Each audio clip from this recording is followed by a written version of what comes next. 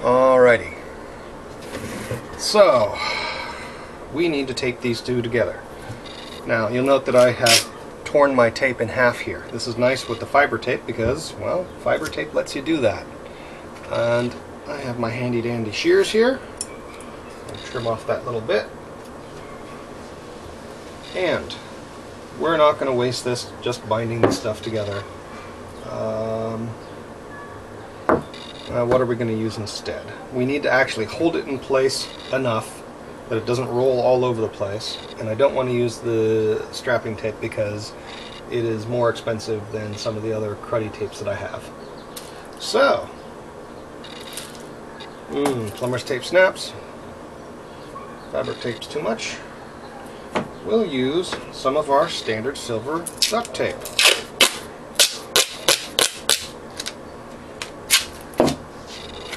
Since all I'm doing is holding things together, yes, you can do that too.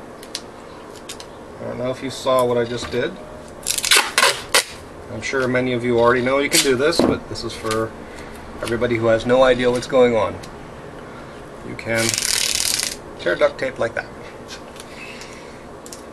Alrighty. So now I have a number of strips, I have a couple of sticks, and I want to tape them together. This is just to hold things in place long enough that I can get real tape over them. Yes, I'm going to tape right over this stuff. Doesn't really matter. Okay, see we got a little flex there. That's because I taped over there at the thin spot, which is fine. We're just gonna keep these lined up.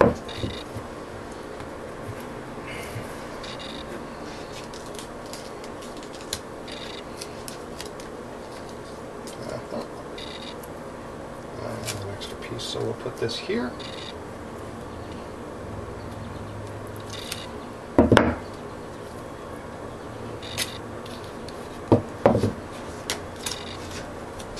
Oops.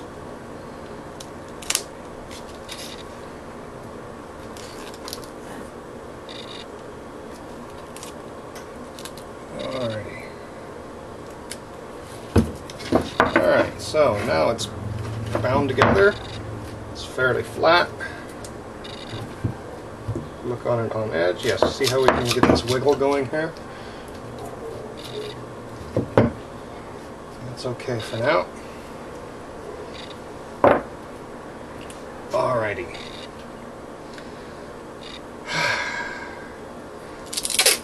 So what you will find is that if you keep twisting in one direction, if you spiral in one particular direction too tightly, we'll end up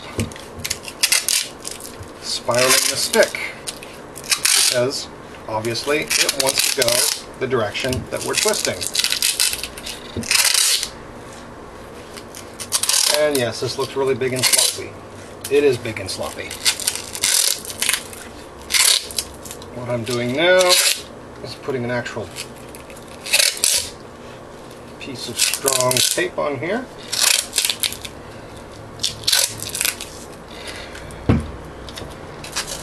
Because we're using the fiber tape, it won't be nearly as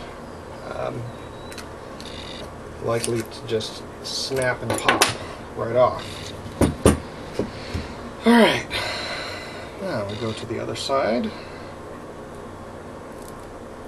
Nobody wants a big lopsided piece of tape, a roll of tape.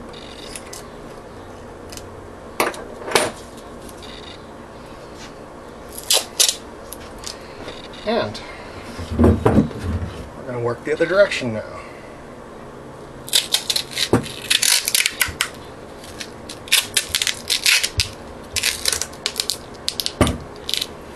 So, it used to be that we had to put a piece of foam between any two pieces of rattan that we put together for a big heavy stick. Well, and there had to be squish between those two pieces. That has changed, however, since it has become rather apparent that anybody who really wants to can go down to a rattan supplier and buy a 3-inch thick piece of rattan. Shave it down to the shape they want, around the little edges over here, the lead striking edges, so that it doesn't hurt too badly and leave horrible parallel scalp bruises. And they'll have a 3-inch thick piece of rattan with no little foam in the middle, and that's legal. Because there is no maximum width on a piece of rattan. There's only minimums. So, that being said, they really thought about it and decided this is stupid.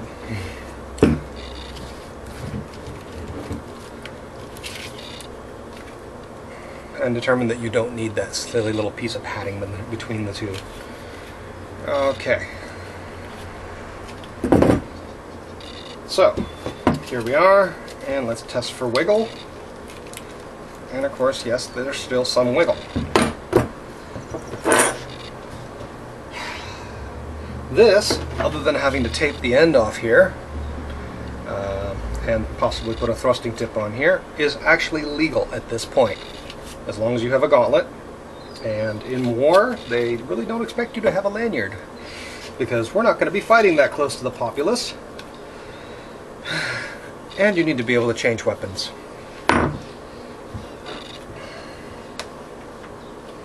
Alrighty, next step.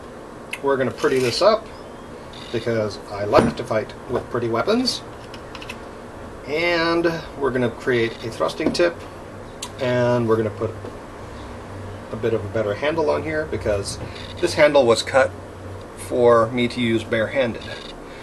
You add a gauntlet to the mix, and suddenly you need a little bit of a thicker handle. We'll get into that in a bit.